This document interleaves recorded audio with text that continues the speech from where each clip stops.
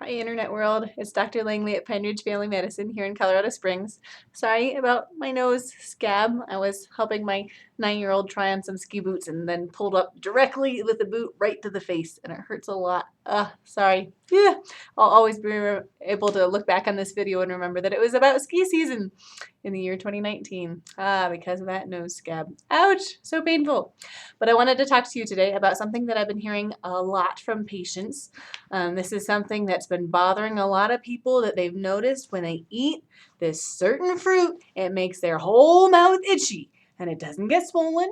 It doesn't make them go to the ER and get an EpiPen shot right to the leg because they're having trouble breathing. It's just itchy and it drives them crazy. And some people, they come in and they say no one will believe them. No one will tell them what fruits and vegetables are in this food because they don't really believe them, that if they eat raw apples, it itches. And some of them have noticed that if you cook those apples, they don't have the same itchy feeling. So what's going on? This is something called oral allergy syndrome. Doo, doo, doo, doo. So I've got my little cheat sheet. So what it is it's a cross-reactivity between certain kinds of pollens and certain kinds of typically fruits, sometimes vegetables too. And it's especially the peels of those fruits, the outsides. And again, the proteins get denatured if it gets cooked typically, so the symptoms don't occur with the cooked fruit or cooked vegetables. So some of the common ones, like if you're allergic to grass pollen, you're more likely to have this kind of syndrome to kiwis or tomatoes. Or if you're allergic to birch pollen, it's more likely to be carrots, celery, hazelnuts, potatoes, and apples, cherries, peaches, pears. All those are possibilities with birch pollen. Ragweed pollen is common with bananas and melons. And in fact, there's other ones that are loosely associated as well. It's a huge list up on, actually Wikipedia has a really nice article on oral allergy syndrome that you can look up for alder pollen, mugwort pollen as well.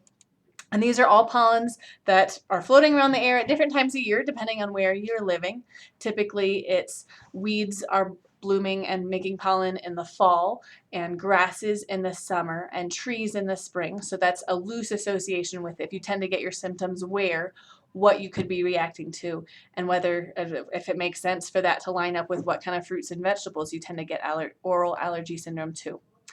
And just to let you know, it's not a true allergy, it's a cross-reactivity. So you're not going to have an anaphylactic reaction with this kind of oral allergy syndrome. So even though it's in your mouth, and that makes people nervous because that's where your airway is, you want to make sure that you're not having something that's swelling up your airway and causing you to have difficulty breathing. You need to go to the ER as soon as possible if that's going on. But this is different.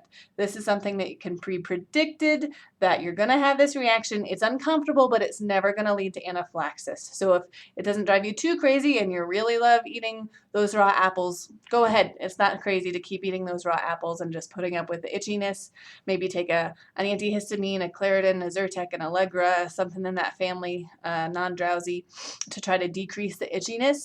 But then enjoy your apple. Or just peel your apple and see if that makes a difference, or always have cooked apple. So hopefully that clears up some confusion about oral allergy syndrome. Feel free to do some more research. Wikipedia has a decent article on it. Talk to you later.